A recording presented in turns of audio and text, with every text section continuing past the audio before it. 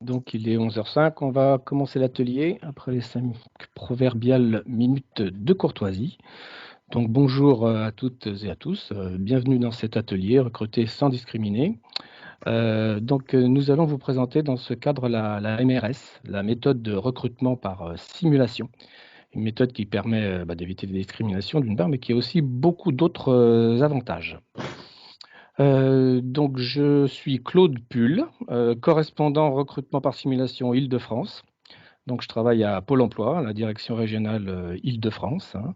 Et mon rôle est d'épauler les équipes MRS sur le terrain, des équipes franciliennes. Il y a une équipe par département, ce qui est un petit peu aussi le cadrage national en général, une équipe MRS par département. Donc, je laisse la parole à Muriel Chétif qui va se présenter. Donc, bonjour à tous, je suis donc Muriel Chétif, je suis correspondante régionale Île-de-France, MRS, donc nous sommes 2 sur la région Île-de-France. Nos bureaux sont basés à Noisy-le-Grand et donc je travaille avec Claude Pull et comme le disait Claude, il y a des équipes MRS sur toute la France.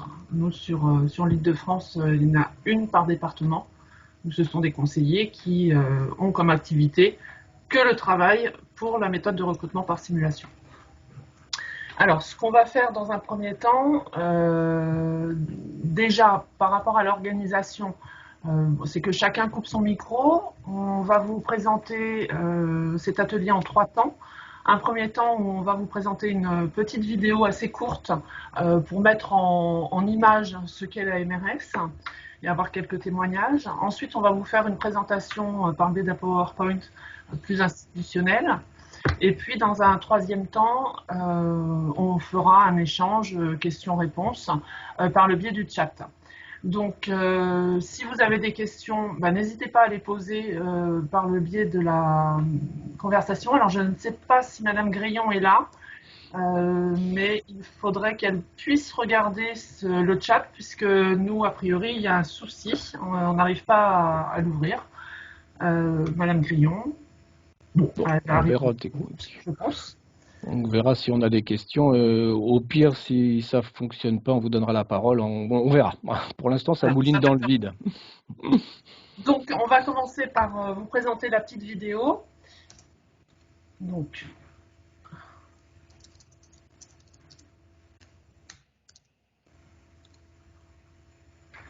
attendez, hop. Alors, c'est un reportage qui a été fait par France 2 et qui a été diffusé sur un journal télévisé de 20 heures. Donc, ce n'est pas forcément une vidéo Pôle emploi promotionnelle, mais elle est relativement objective. Alors, j'ai un petit souci technique. Je vous prie de patienter 1 minute.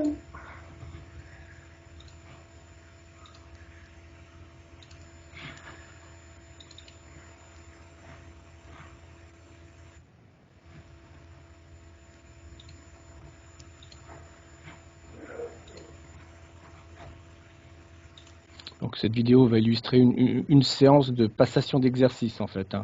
On vous présentera après la méthode dans tout son ensemble et tous ces développements.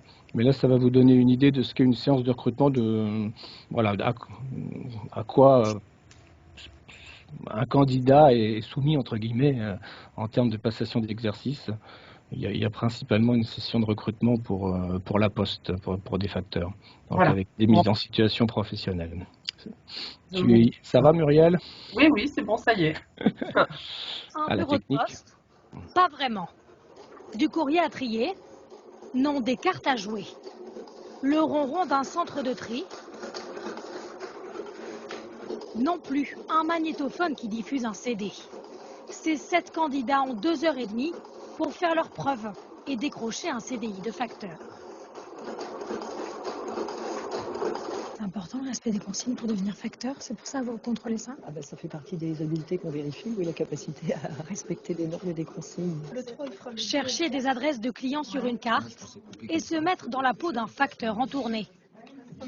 J'aurais besoin d'une signature pour une remise d'un retrait de 100 €. À aucun moment leur diplôme ou leur expérience n'entre en compte. Le recruteur n'a même jamais leur CV en main. On peut prouver ce qu'on a fait, parce que des fois le CV, peut-être qu'on n'a pas grand-chose comme expérience. ce qui fait que on est éliminé direct. Donc là, ça permet de voir, de montrer nos capacités. Il n'y a pas de préjugés, quoi, donc tout le monde est sur un pied d'égalité. Donner leur chance aux plus motivés, c'est l'objectif de cette méthode de recrutement gérée par Pôle emploi. La différence sur la méthode de recrutement par simulation, c'est plus je dis que je sais faire, ce qui se passe avec le CV, c'est je montre ce que je sais faire. C'est la grosse nuance. Une technique d'embauche de plus en plus utilisée. Dans cette PME de Dordogne, sur les 50 salariés, 18 ont été recrutés avec cette méthode. Comme Aurélie Bessac, son métier, fabriquer des pièces pour l'industrie aéronautique. J'aurais jamais eu un CV qui m'aurait permis de travailler dans la mécanique parce que j'avais de l'expérience dans la restauration, dans la petite enfance, ce qui n'avait rien à voir. Je ne connaissais pas ce monde-là de l'industrie et finalement, je suis très bien là-dedans. Aujourd'hui, la jeune femme gagne un peu plus d'1 SMIC par mois. Denis Chauchois, lui aussi, a été embauché grâce à une mise en situation. Il travaillait dans le BTP, mais a dû se reconvertir. Se reconvertir à 47 ans, après 25 ans de BTP, c'est plutôt dur, surtout sans diplôme. Alors là, c'était une chance inouïe pour moi, quoi. Et pour le patron de cette PME, cette technique de recrutement, ça marche. Aujourd'hui, avec le recul, il semble que les personnes qui occupent les postes pour lesquels on leur a fait passer des tests sont tout à fait adaptées à ce qu'on cherche comme profil. La méthode de recrutement par simulation séduit de plus en plus de secteurs, comme l'aéronautique ou le luxe. Hop.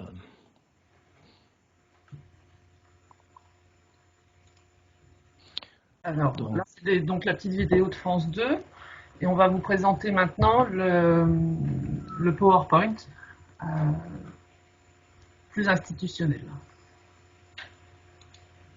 Et plus complet dans ses détails. Effectivement, là, vous avez pu vous rendre compte un petit peu de ce qu'était une séance d'exercice. Et voilà. Donc, recruter autrement, différemment et sans discriminer avec la méthode de recrutement par simulation. Donc la MRS, c'est une méthode de recrutement complète, innovante. Elle évalue les candidats sur leurs habiletés.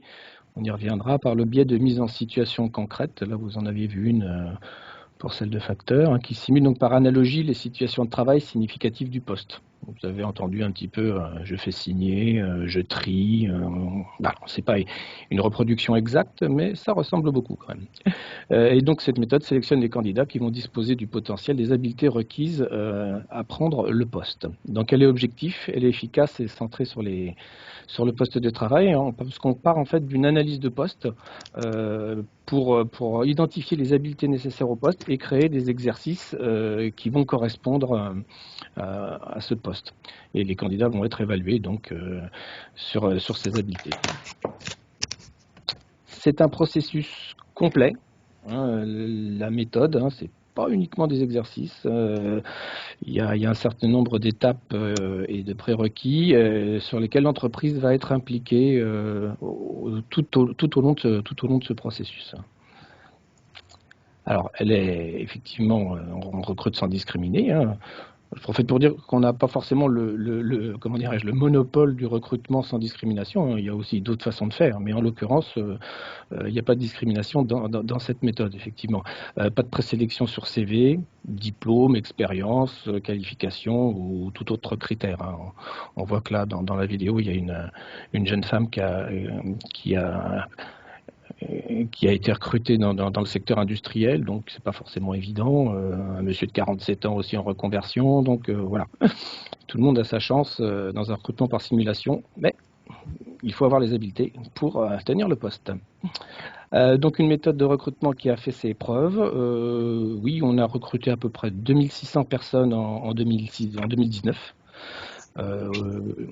On recrutait en gros entre 3000 et 4000 personnes avant 2019, donc il y a eu un petit décalage vers le bas, et puis une baisse significative due au Covid aussi en 2020, vous vous en doutez. On n'a plus recruté que 891 personnes, donc sur une cinquantaine de métiers, et puis dans la plupart des secteurs d'activité. Oui. C'est sur l'Île-de-France. Oui, tout à fait, oui. C'est vrai que nous avons des interlocuteurs au national, donc ce sont des chiffres franciliens, effectivement. Oui. Et on a fait 320 opérations de recrutement donc en Île-de-France en 2019. Quelques exemples. Alors, on travaille beaucoup avec Facteur, sur le poste de Facteur pour la Poste, format Poste, comme vous l'avez vu sur la vidéo. On a aussi comme client le Conseil régional Île-de-France, dans lequel nous avons recruté des agents d'entretien général et de restauration dans les lycées.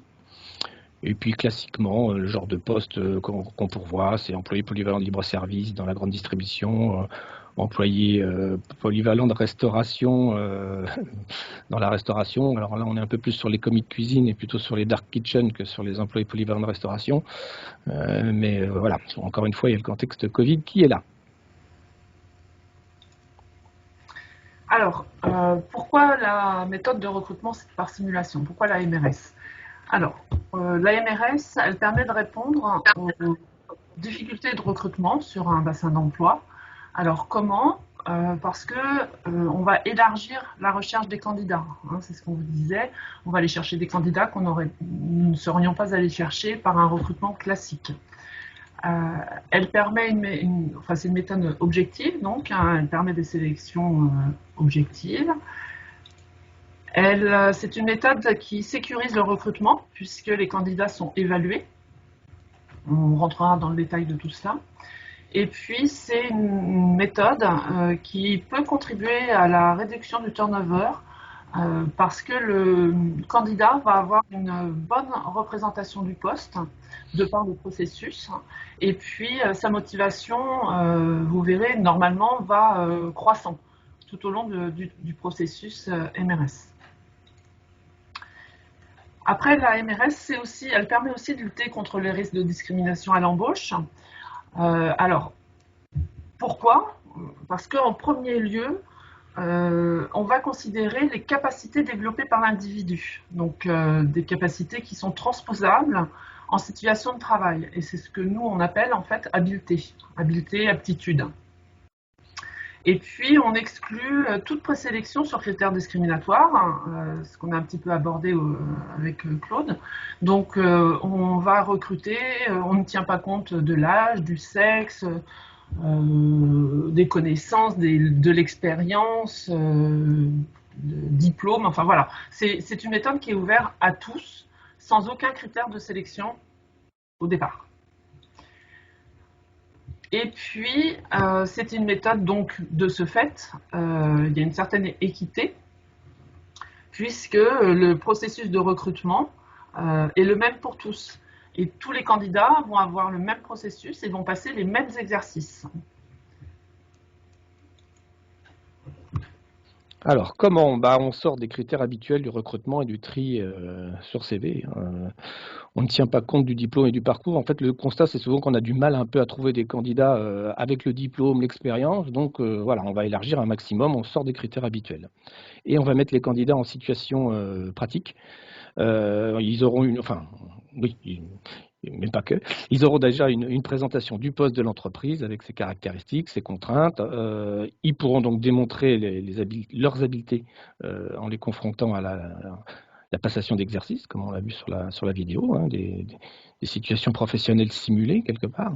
Et puis, ils pourront aussi exprimer leur motivation lors de l'entretien d'embauche final, qui sera d'ailleurs un petit peu particulier puisqu'il sera sans CV. Alors, pour poursuivre sur la méthode de recrutement par simulation, il faut qu'on parle du poste de travail. Alors, le poste de travail peut être défini par 3 composantes. Classique. Les conditions et le contexte de travail.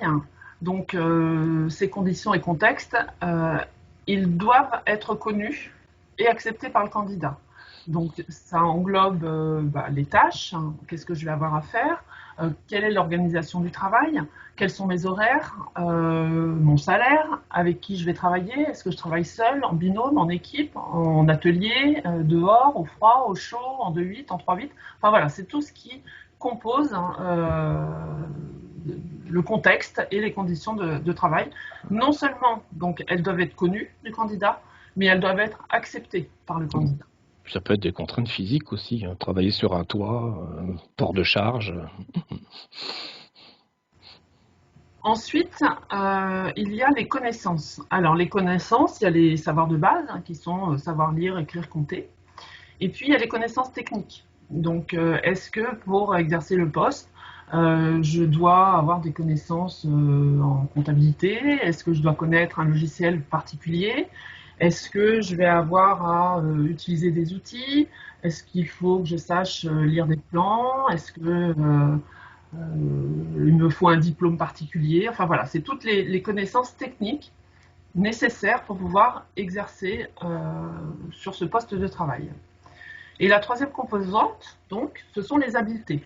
Donc habileté, aptitude. Et ce sont des caractéristiques qu'un individu a développées.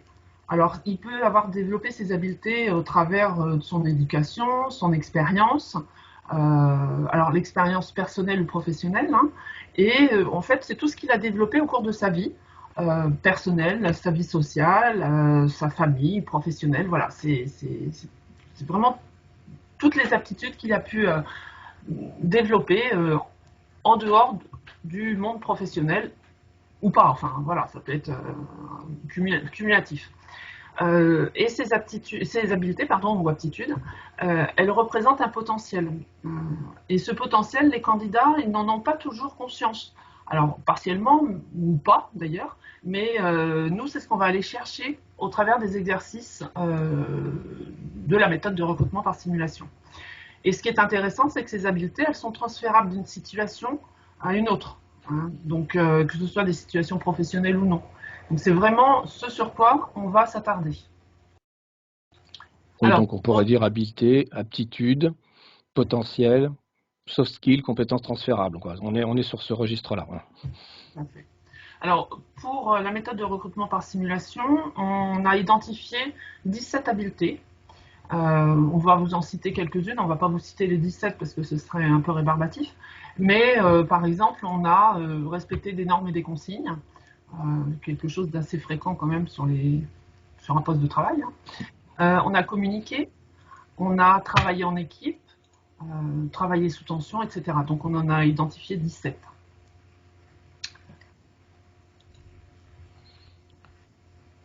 Alors pourquoi ce rappel sur le poste de travail qui est relativement classique? Tout simplement parce qu'il va avoir une influence sur le diagnostic du recours à la MRS.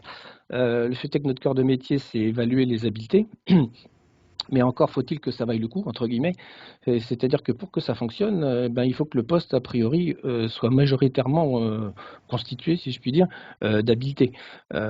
Si la balance penchait de l'autre côté, à savoir un volume de connaissances techniques certifié ou pas par un diplôme d'ailleurs, et puis des conditions, des contextes de travail qui seraient prédominantes, évaluer les habiletés, ça ne serait pas suffisant. Donc en fait, la MRS sera pertinente quand les habiletés sont vraiment significatives pour s'adapter au poste et constitutives du poste, et que les connaissances, les compétences techniques, finalement, sont en volume relativement en tout cas, peuvent être acquises après l'embauche sous forme de tutorat et de formation. Si on passe par une formation longue et l'acquisition de connaissances techniques, ça ne fonctionnera pas dans la mesure où, dans MRS, il y a méthode de recrutement par simulation, et donc c'est un contrat de travail qu'on vise après. Donc il ne faut pas que les connaissances techniques soient prégnantes, et il ne faut pas que les conditions de travail soient trop prégnantes non plus. Alors il y a une exception à ce que je viens de dire, c'est effectivement le contrat de travail avec formation tutorat courte, on va dire, ou le contrat de travail en alternance, où là, effectivement, les connaissances techniques peuvent être acquises de façon plus longue. Et c'est un contrat de travail, donc ça fonctionne bien avec la méthode de recrutement par simulation.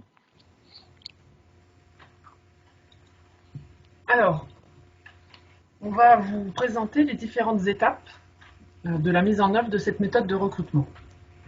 Donc, en étape préalable, on va avoir le diagnostic de pertinence pour s'assurer donc que la méthode de recrutement va bien répondre à la problématique du recrutement. C'est ce qu'on vient de voir.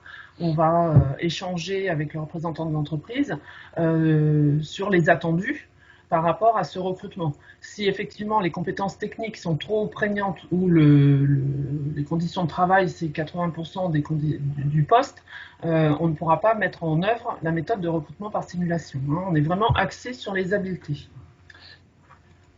Et puis on va négocier les modalités de mise en œuvre. Ensuite, on a les étapes en amont du recrutement par simulation. Alors là, on va avoir... Alors, je fais juste un aparté, c'est-à-dire que ces étapes-là que je vais vous présenter, on peut toutes les mettre en œuvre ou pas. Hein, ça va dépendre du recrutement. Alors, il y a l'analyse de poste. Alors, l'analyse de poste, en quoi ça consiste? En fait, les interlocuteurs de l'emploi, donc ce sont nos collègues conseillers MRS, hein, qui travaillent sur les équipes spécialisées en recrutement par la méthode MRS, donc ils ne font que ça, ne travaillent que pour de la MRS. Donc, nos collègues vont aller au sein de l'entreprise, ils vont observer le poste de travail hein, dans son contexte, ils vont interviewer des salariés qui exercent la fonction pour laquelle on va être amené à recruter, ils vont les observer, ils vont regarder comment ils travaillent, ce dont ils ont besoin, comment ils s'organisent, voilà, et puis ils vont les questionner. On va également interviewer leur hiérarchique. Et puis, on passe une demi-journée à peu près au sein de l'entreprise. Et ensuite, on va rédiger donc une analyse de poste qu'on va partager avec le représentant de l'entreprise. Donc là, on va vraiment mettre en exergue les habiletés principales repérées, le contexte de travail, les connaissances nécessaires, etc. Suite à cette analyse de poste, on va pondérer les habiletés qui sont repérées. Alors, qu'est-ce que ça veut dire pondérer les habiletés? C'est-à-dire que on va de nouveau travailler avec l'entreprise. Hein, c'est vraiment un partenaire tout au long de ce recrutement. On va prévoir un rendez-vous et on va présenter les 4-5 habiletés les plus importantes pour tenir ce poste. Et puis, on va demander à ce qu'il y ait, lors de cette réunion, on va demander à ce qu'il y ait donc un représentant RH, le responsable hiérarchique du futur salarié, et puis un ou deux salariés exerçant la fonction pour laquelle on va recruter. Et on va présenter les habiletés, on va demander à chacun, de façon autonome, hein, individuellement, de donner un poids à chacune des habiletés, c'est-à-dire par rapport au regard qu'ils ont sur le métier, puisque bien souvent, il y a toujours un petit delta entre le regard que peut avoir un RH, le regard que peut avoir un hiérarchique, et puis le salarié sur sa fonction. Donc chacun va donner un poids, en gros, on va dire, va hiérarchiser les habiletés par rapport à l'emploi. Au bout de ce travail, on va confronter le regard de chacun, et le but est de trouver une pondération commune. C'est que chacun se mette d'accord et qu'on arrive à trouver une pondération commune pour chacune des habiletés. Pourquoi on fait cela? Parce qu'une fois qu'on a bien déterminé les habiletés et qu'on les a pondérées, il va falloir qu'on choisisse ou qu'on adapte, voire qu'on crée des exercices pour pouvoir aller chercher ces habiletés lors du recrutement, lors de la passation des exercices par les candidats. Il faut savoir qu'au niveau national, on est en capacité à peu près d'évaluer sur 150 métiers. Donc on a une banque d'exercices existants déjà très importante. Après, il arrive encore ponctuellement qu'on soit amené à créer de toute part une session. Alors ça, c'est fait par nos ingénieurs hein, qui sont basés à Paris. Il faut savoir que ce processus, entre le choix d'exercices qui existent ou l'adaptation, voire la création, le délai n'est pas le même. Hein. Ça peut aller de 1 mois à 3, 4, 5. Voilà. Quand il faut créer tout, ça prend du temps. Hein. C'est long. Voilà. Inversement, quand une session existe déjà sur un métier identifié, ça existe. Oui, ça va beaucoup plus vite, hein, évidemment. L'étape suivante, ça va être l'étalonnage. Là encore, on va co-travailler avec l'entreprise. On va demander aux représentants de l'entreprise, aux représentants RH, de nous mettre à disposition 10-12 salariés auxquels on va faire passer la session. donc comme s'ils étaient des candidats. Donc on leur fait passer la session en réel, on va les noter, hein, on va les évaluer, et puis on va faire une moyenne de leurs résultats. Une fois que cette moyenne est faite, on va obtenir ce qu'on appelle une note seuil. Donc c'est une note que le candidat devra atteindre pour pouvoir rencontrer l'entreprise lors d'un entretien. En sachant que cette note, on va la minorer un petit peu, puisque là on a affaire à des salariés, ils ont l'habitude du poste, ils ont les habiletés, etc. Donc on va minorer un petit peu la note. Mais de toute façon, ça sera notre étalon, voilà, cette note, et ce sera à partir de cette note, si le candidat l'atteint ou la dépasse, qu'on présentera le candidat à l'entreprise. Et puis, cet entretien, ce n'est pas un entretien classique, puisque c'est un entretien sans CV. Et on ne va pas, lors de cet entretien, aller rechercher les connaissances techniques, les aptitudes pour exercer la fonction, puisque ça, on vient de le vérifier avec la méthode. Cet entretien, c'est un entretien de motivation.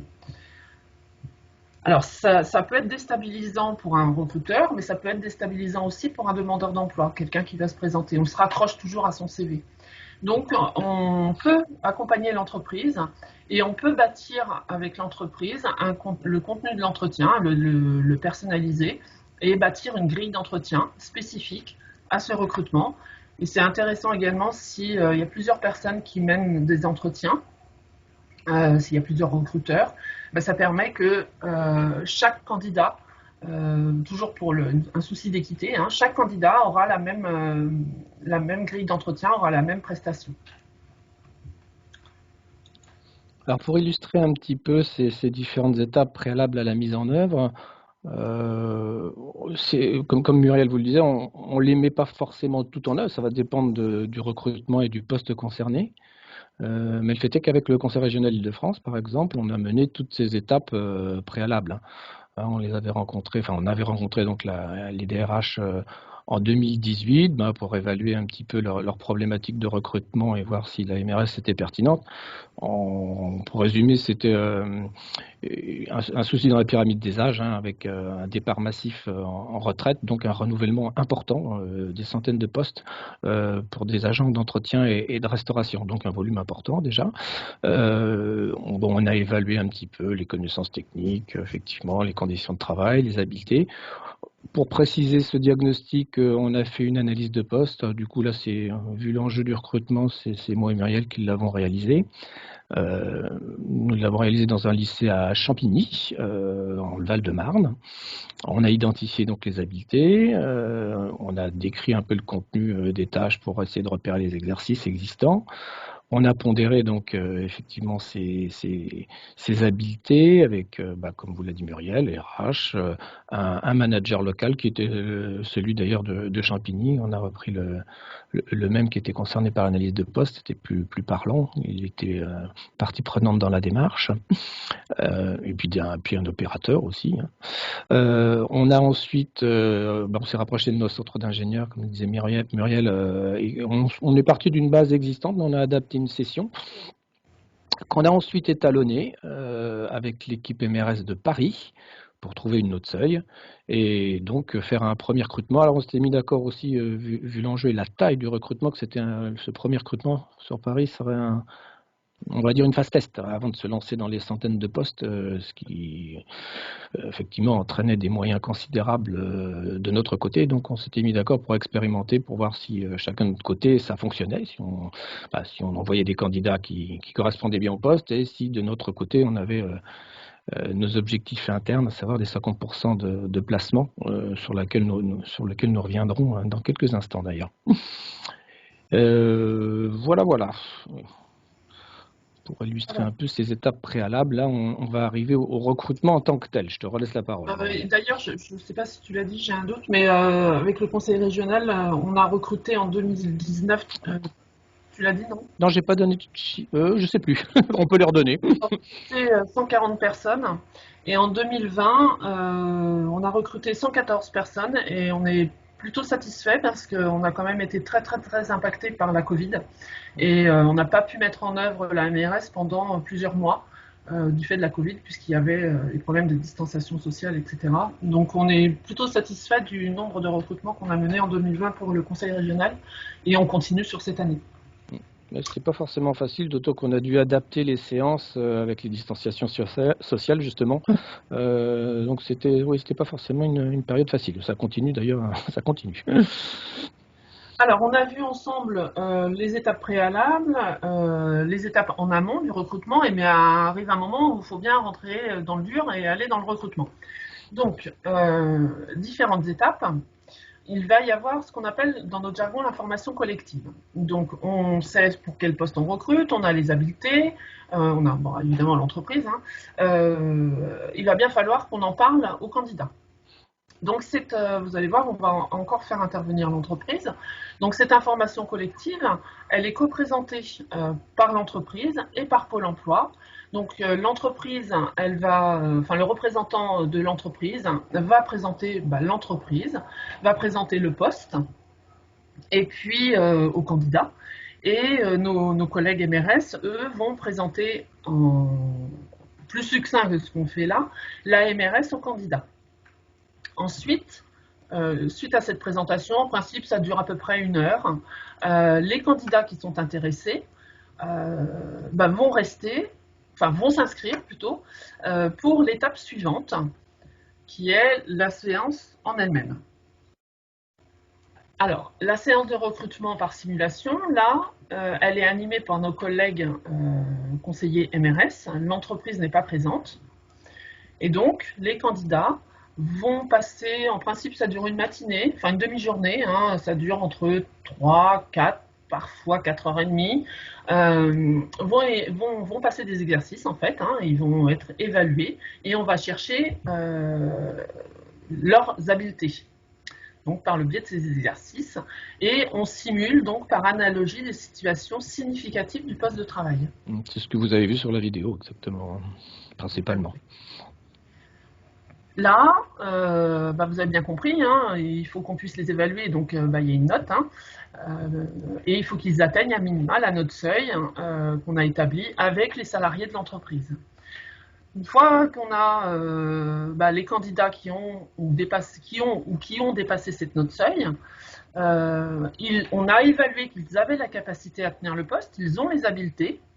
Et donc maintenant, il faut aller vérifier qu'ils soient toujours motivés, qu'ils soient motivés pour le poste. Parce que, effectivement, les candidats peuvent avoir les aptitudes pour exercer la fonction, pardon, mais ne pas être motivés pour. Donc on passe à la 3e étape, qui est l'entretien d'embauche spécifique MRS. Donc là, Pôle emploi n'intervient plus. C'est conduit par les recruteurs en entreprise. Pôle emploi peut être intervenu en amont, c'est ce que je vous expliquais tout à l'heure, en ayant mis à disposition un support d'entretien personnalisé, qui aide à mener cet entretien un peu particulier, qui est axé uniquement sur la motivation et qui sert à objectiver le choix final. Et suite à cet entretien, les candidats sont recrutés et sont engagés dans l'entreprise. Voilà. Alors cette phase de recrutement, on essaye de la compacter au maximum, c'est-à-dire qu'on essaie de la faire tenir dans un laps de temps relativement court, 1 semaine, 10 jours au maximum, pour ne pas perdre de candidats en cours de route, parce qu'on se rend compte que souvent les meilleurs candidats, on peut les perdre. Néanmoins, il y a une phase qui n'est pas décrite là, c'est le sourcing, c'est-à-dire comment les candidats arrivent en information collective. C'est une phase relativement importante. Parce qu'en fait, on essaye d'avoir des candidats motivés. Alors, comment en fait, on diffuse le plus largement possible l'offre d'emploi par notre système informatique, mais aussi par ceux des partenaires. Et on essaye de la diffuser pour que les candidats se positionnent d'eux-mêmes en disant tiens, ce poste-là, j'y avais pas forcément pensé, mais pourquoi pas, c'est peut-être pour moi. Et on considère qu'en fait, c'est un premier degré de motivation. Quand on va chercher les candidats en leur proposant, la déperdition est beaucoup plus importante et la motivation plus souvent absente. Donc voilà, on essaye d'avoir des candidats motivés qui au moins se positionnent volontairement. Et puis ensuite, au niveau de l'information collective, soit ça confirme leur intérêt et leur motivation, auquel cas ils continuent. Et puis au niveau de l'information collective, s'ils ne veulent pas continuer le processus, bah, c'est leur choix. Dans ce cas-là, on ne leur en tient pas rigueur. Ce qui est important de noter également, c'est ici la progression de la motivation, parce que vous voyez que le process de recrutement, il y a quand même un certain nombre d'étapes. Et entre là, on va peut dire la pré-étape qui n'est pas notée, qui est je me positionne sur une offre d'emploi qui pourrait m'intéresser, je vais à l'information collective, je vais ensuite à la séance de recrutement qui dure une demi-journée, et ensuite j'ai un entretien. En principe, la motivation va crescendo. Voilà. Les gens qui arrivent qui vont jusqu'à l'entretien d'embauche, en principe, sont quand même relativement motivés. Ouais, je dirais qu'il faut, c'est ce qu'on recherche, le compo gagnant motivation habileté. Hein. On peut très bien avoir des habiletés, des capacités, et puis pas être motivé pour le poste. Donc, effectivement, la motivation fait partie intégrante du problème de recrutement. Alors, les engagements, quand on choisit l'AMRS côté client, donc l'entreprise va s'engager à respecter certaines choses, puisque en fait, c'est une méthode qui est gratuite.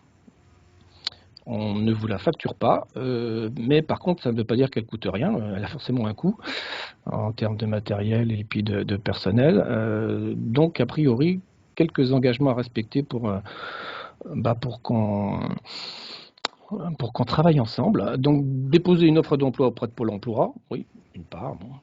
Recruter, donc vous l'avez compris, sans prendre en compte le CV, et particulièrement pas de critères de diplôme ou d'expérience. Alors, ça ne veut pas dire que les gens qui ont un diplôme ou ont une expérience ne peuvent pas postuler. Bien sûr, ils peuvent réussir les exercices. Mais ça doit être ouvert à tout le monde, y compris ceux qui n'en ont pas. Ou tout autre critère d'ailleurs de discrimination. La proposition doit être un contrat de travail, donc ça peut être à l'idéal un contrat à durée indéterminée. Si c'est un CDD, voilà, la durée doit être de 6 mois minimum. Et ça peut être aussi, bien sûr, comme je l'ai déjà dit, un contrat en alternance, où là il pourrait y avoir acquisition de connaissances techniques si le poste le nécessite. Pas d'ajout d'autres épreuves de sélection. Pas de tests psychologiques, pas d'autres dispositifs d'aide à l'embauche. Voilà. La méthode a priori doit se suffire à elle-même. En tout cas, si le diagnostic a été bien posé, bien entendu.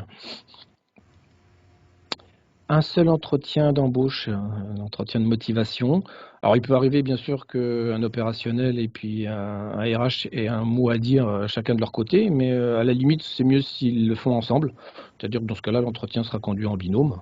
Voilà. L'idée est d'éviter les sélections successives. Un entretien qui sélectionne, un deuxième qui sélectionne, un troisième qui sélectionne, pour arriver au prochain engagement.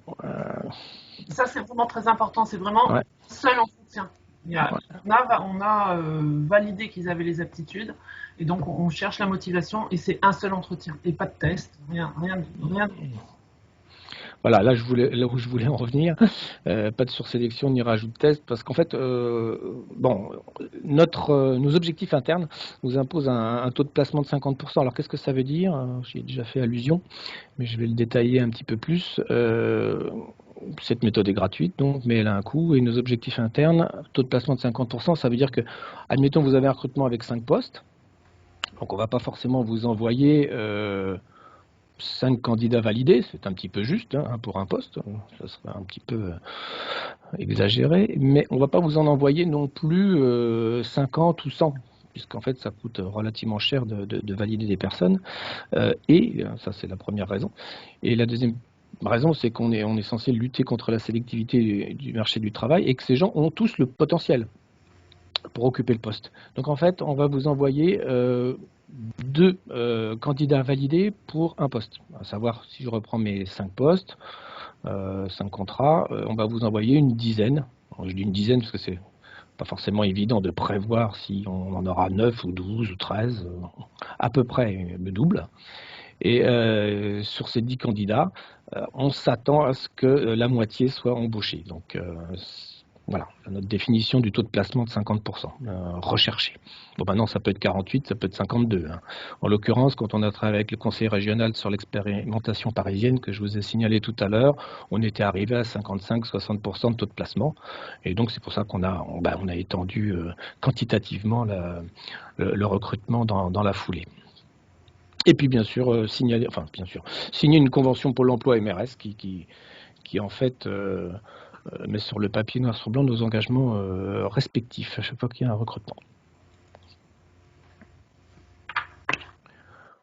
Donc vous avez nos coordonnées mail ici si jamais vous voulez nous contacter ou avoir plus de détails. Alors on essaye de regarder les questions sur le chat, mais a priori je vois que ça mouline toujours.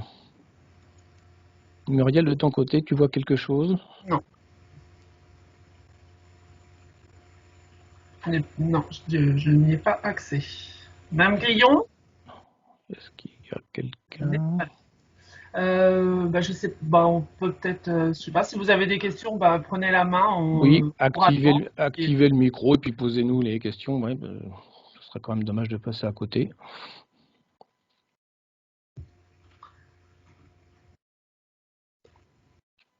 A priori, Patrice. Oui, bonjour. Bonjour.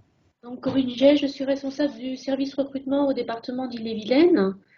Et je voulais savoir à peu près la durée moyenne entre, on va dire, la diffusion du poste et au moins l'entretien d'embauche. D'accord. Alors, vous avez compris que c'est différent si on a la séance de recrutement toute proche ou s'il faut la créer. Hein. Bon, on va partir du principe où on l'a. Hein. Si on l'a, on dira 15 jours, 3 semaines pour le sourcing, c'est-à-dire diffuser l'offre et que les candidats se positionnent. Et puis ensuite, alors en fonction de votre disponibilité à vous aussi, puisque les entretiens de recrutement, c'est vous qui les gérerez, mais on va partir du principe que vous êtes disponible. Comme on le disait tout à l'heure, 7 à 10 jours pour vous présenter les candidats entre l'information collective, la passation des exercices et les entretiens. En partant du principe que le recrutement y est, je dirais, entre 5 et 15 postes. Parce que bon, après... Bon, évidemment, voilà, c'est ça. Plus il y a de monde à évaluer, plus ça va s'étaler dans le temps, quoi. Mais grosso modo, on peut réussir sur 5 semaines. À partir du moment où la séance existe encore, hein, je précise. Hein, voilà. Dans la majorité des cas, je dirais dans 60% des cas, c'est ce qui se passe. On arrive à trouver une séance qui existe. Et a priori, on ne réétalonne pas. Voilà. Parce que c'est vrai qu'on peut aussi, les étapes préalables, c'est un petit peu avec vous qu'on voit ça. C'est-à-dire que, par exemple, une séance existe. On va parler des agents d'entretien de restauration, par exemple, qu'on a mis en œuvre pour le Conseil régional d'Île-de-France. Si on met en place ce recrutement dans une autre région, on peut partir du principe qu'il y a des particularités un petit peu régionales différentes. Donc, on peut éventuellement refaire un étalonnage, par exemple. En quel cas, ça va rajouter un petit peu de temps. Est-ce que j'ai répondu? Est-ce que nous avons répondu? Oui, d'accord, merci. Ok. Il y a d'autres questions? Est-ce que vous faites des tests aussi similaires sur des postes administratifs? Parce que dans la fonction publique, on a aussi beaucoup de tests administratifs. Est-ce que vous avez ce type de tests? Alors oui, on a des sessions métiers qui correspondent à un agent administratif de premier niveau et puis un petit peu plus élaborées sur des téléconseillers, donc qui correspondent à des niveaux éducation nationale. Alors je ne devrais pas dire ça parce que forcément on ne discrimine pas sur diplôme, niveau de diplôme, mais qui correspondent un petit peu à des niveaux qui vont de CAP à Bac plus 2, quoi. Oui, on a ce type d'exercice. Par contre, ce qui est un petit peu freinant quelquefois, en fonction des postes, c'est quand il y a des connaissances techniques obligatoires, du genre connaissance d'un logiciel, etc., qui ne sont pas prises en compte dans le recrutement. Mais on travaille effectivement sur Paris, en tout cas particulièrement, avec la CAF et la CPAM sur des agents administratifs et des techniciens prestations. Ouais.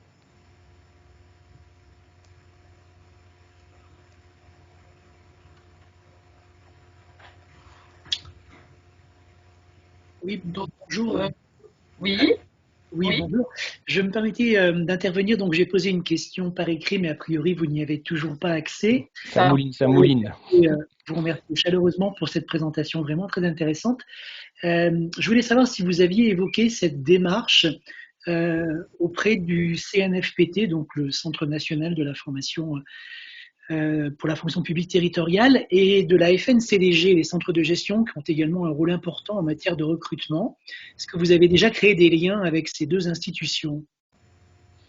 Ce sont des organismes nationaux, je présume? Oui, absolument, qui sont en lien avec à la fois la gestion des personnels au sein de la fonction publique territoriale et aussi, donc, bien évidemment, en matière de formation et de recrutement. Alors, bon, je suis un petit peu embêté pour vous répondre, puisque notre rayon d'action est région Île-de-France et qu'il y a une petite structure d'ingénieurs nationale qui dépend de la direction générale de Pôle emploi.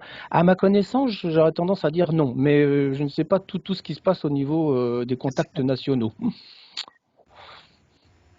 D'accord. Bon, en tous les cas, je profite de l'opportunité qui nous était offerte dans le cadre de cette journée de réflexion pour suggérer, alors peut-être que je le ferai aussi indirectement au niveau de l'association, mais pour suggérer effectivement qu'un lien puisse être envisagé, ne serait-ce que pour échanger sur la pertinence de la démarche qui, encore une fois, me semble pouvoir correspondre à des attentes sur certains métiers, en tous les cas, de la fonction publique territoriale. Ah oui, pourquoi pas, bien sûr. Oui, oui. Merci à vous. Mais merci à vous. Oui, Corinne G, j'avais encore une question un peu pratico-pratique. Vous avez parlé d'une expérience sur des postes d'agents de restauration dans les lycées, c'est ça, hein?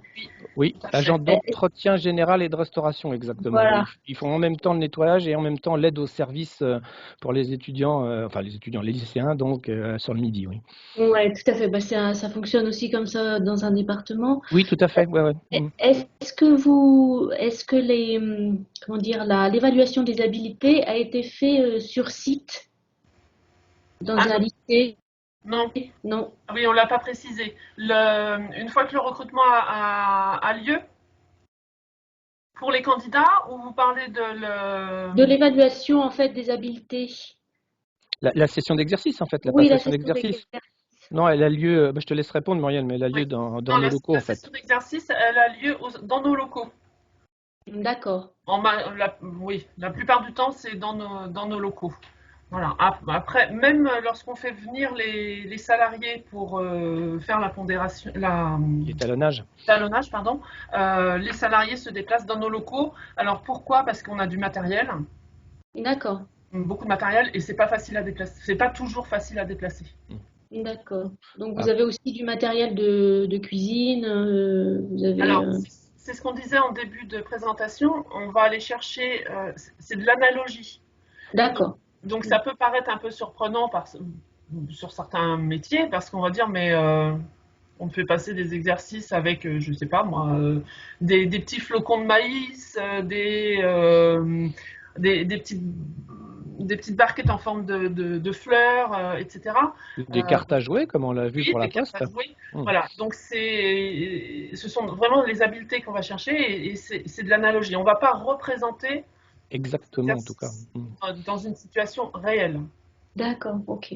Mais l'idée, c'est l'habileté. Donc, qu'on sache mettre des flocons dans une barquette en forme de fleurs ou qu'on pose des tomates dans une assiette, c'est la même chose. Ok, merci. En l'occurrence, par exemple, pour simuler le fait qu'on coupe des parts sur un gâteau ou quelque chose, on va prendre une espèce de torche avec un feutre qu'on va tenir comme un couteau et puis on va faire un tracé sur une feuille avec quelque chose qui est prédessiné. Là, sur l'exercice de facteur que vous avez vu, on n'a pas les casiers de tri de la poste ni des lettres, mais on a des espèces de petits casiers rouges et bleus. Et puis, on a des cartes aussi. Alors, ce n'est pas des cartes à jouer standard, mais des cartes avec des dos rouges et des dos bleus. Et en fait, il y a un certain nombre de normes et de consignes de tri qui sont à effectuer en fonction de la valeur faciale, mais du dos de la carte. Donc, en fait, c'est beaucoup plus compliqué que ça n'en a l'air, mais ça correspond à des consignes de tri, en fait, qui correspondent aux consignes, qui correspondent en analogie avec celles de la poste.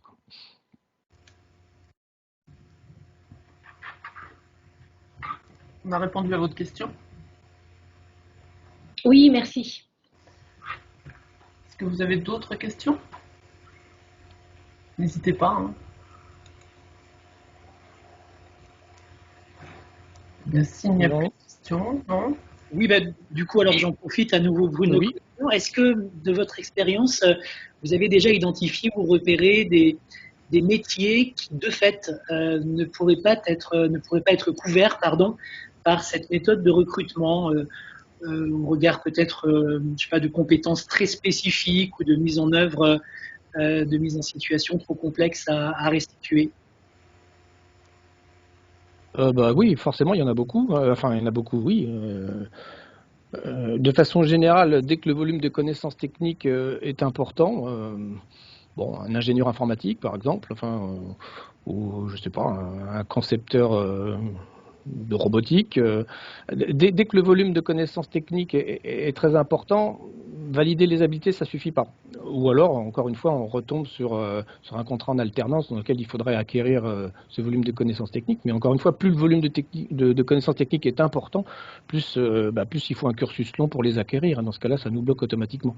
Alors, de façon plus classique, ça limite un peu la méthode, si je puis dire aussi, en général, ça la limite à, je dirais, des emplois qui seraient classiquement proposés, pour pas dire basse et moyenne qualification, mais à des emplois sans formation scolaire à Bac+2. Au-delà de Bac+2, Bac+3, ça va dépendre des postes, là aussi, mais on va se heurter aussi à des réflexes de sélection classiques, diplôme et expérience, qu'ils soient nécessaires ou pas. Mais en l'occurrence, c'est l'analyse de poste qui nous le dira, quoi.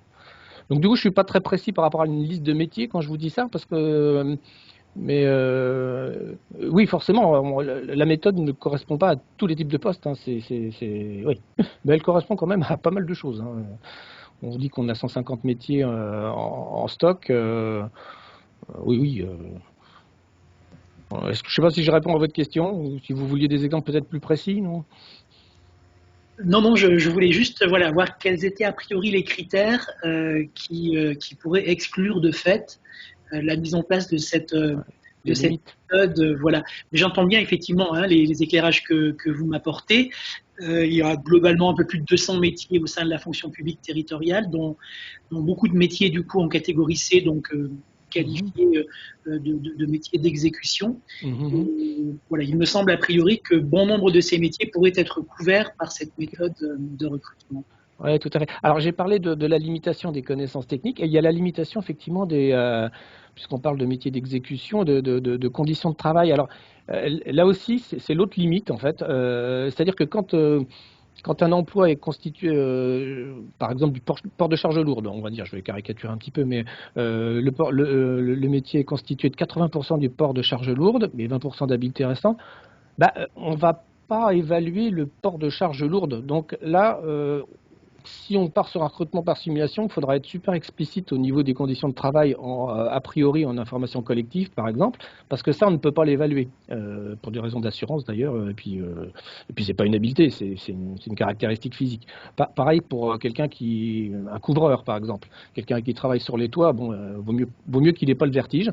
Donc là on est obligé de faire confiance au positionnement des candidats, parce qu'on ne va pas le vérifier. Donc ne pas avoir le vertige, quoi. C'est ce que disait Muriel, être super explicite sur les conditions qui doivent être acceptées par le candidat. Donc ça peut être un frein aussi. Ouais. Mais les deux freins, je dirais, à la limite, sont là, quoi. On en revient au diagnostic initial, volume de connaissances techniques et puis des conditions de travail, quoi.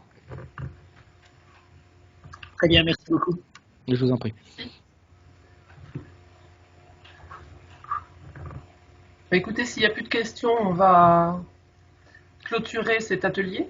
On espère que ça vous a intéressé et que ça pourra peut-être déclencher des vocations. On a déjà 2 pistes intéressantes au niveau national. Donc n'hésitez pas à nous contacter sur nos adresses mail. Voilà, écoutez, il ne nous reste plus qu'à vous souhaiter une bonne fin de journée. Merci d'avoir participé à cet atelier. On vous a présenté la méthode de recrutement par simulation. Bonne journée. Bonne journée. Au revoir. Au revoir. Au revoir. Eh bien, au revoir, puisque vous ne pouvez pas le lire. Oui, non, ça ne fonctionne pas. Très bonne journée à tous. Merci également. Au revoir. Au revoir, bonne journée aussi. Merci.